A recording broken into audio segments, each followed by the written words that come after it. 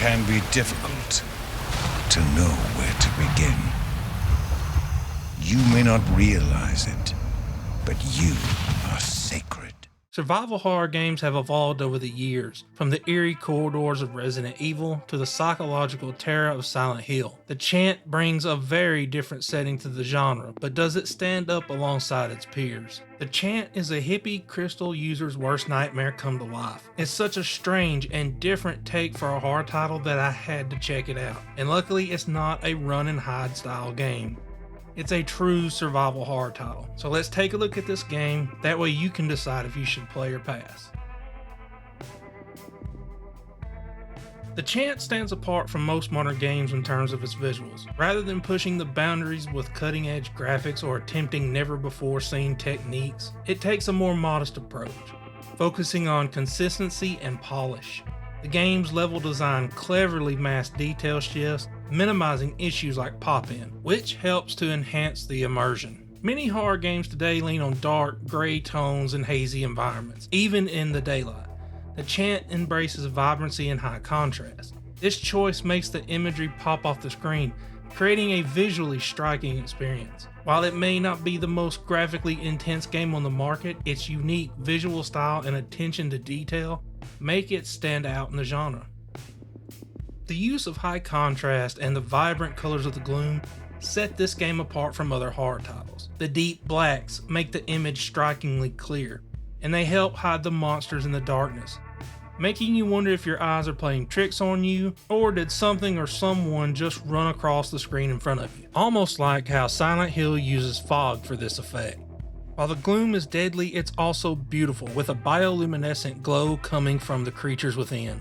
The atmosphere shifts depending on the crystal type it's attuned to. Purple gives it an oily black-like sheen, while green makes it feel like something out of a Cthulhu game, giving each section a distinct vibe. The characters in the game, while not the most detailed you will see, look great with that stylized realism that games used to aim for. One reason they did this is that it allows for more expressive animations to convey emotions, letting you see the moments of horror and anger on the characters' faces. It also makes the game look like a game. They're not striving for realism, which comes with massive drawbacks in games. When movies can't do it, you shouldn't be doing it in games either. Overall, the game is visually impressive with a few oddities that happen. One is at times in candlelit scenes, it makes Jessica's hair glow. It's a side effect of the hair rendering. The other is that the TAA does cause some ghosting, but this is at the beginning during the daylight hours, and it's harder to see in the dark sections. The Chant charges the prism, tuning you into the energy that surrounds us all.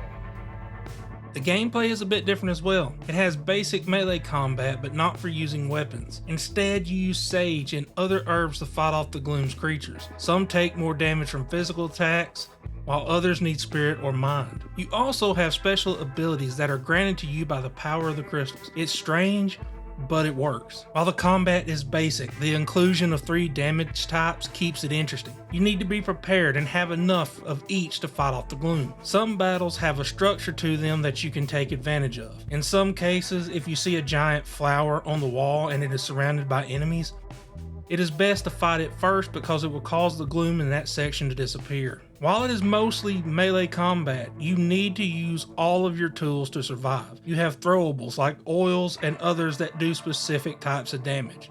And your crystal powers, which are called chants, they help to give you an edge in battle, hitting multiple enemies at once.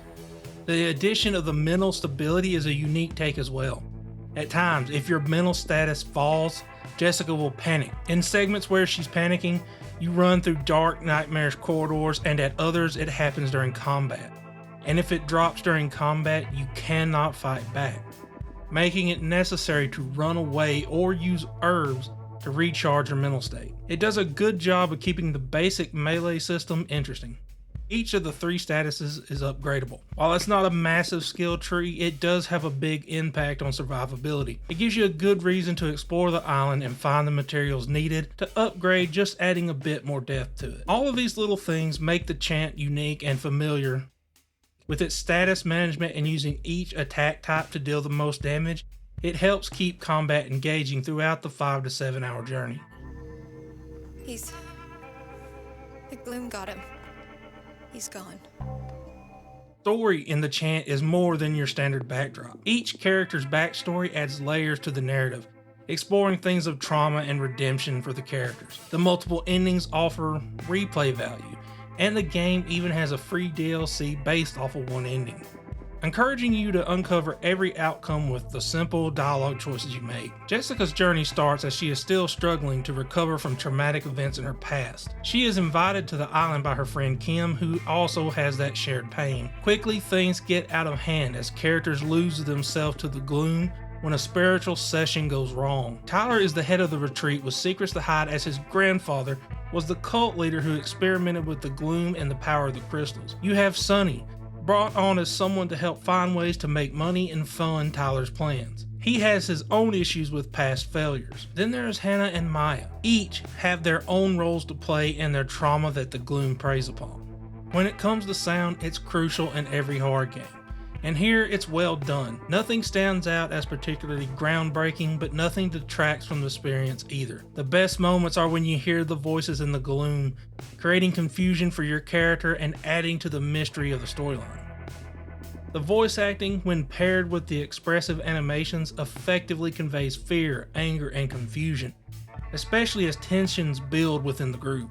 The sounds inside and outside help to push that tension of uneasy feelings at times, like hearing the thud of your heartbeat or whispers in the gloom. You can even hear the fire that is burning on your weapons of sage and other herbs. While the Chant might not appeal to those looking for high-octane horror experience, it offers something a bit different for fans of atmospheric and narrative-driven games. It has a great blend of visuals, engaging story, and unique mechanics. The question is, though, is the Chant a player pass for you? For me, it's a play.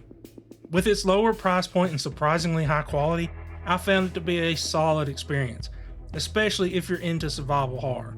If you've already played the Chant or you're thinking about diving into this hippie crystal nightmare, let me know in the comments below.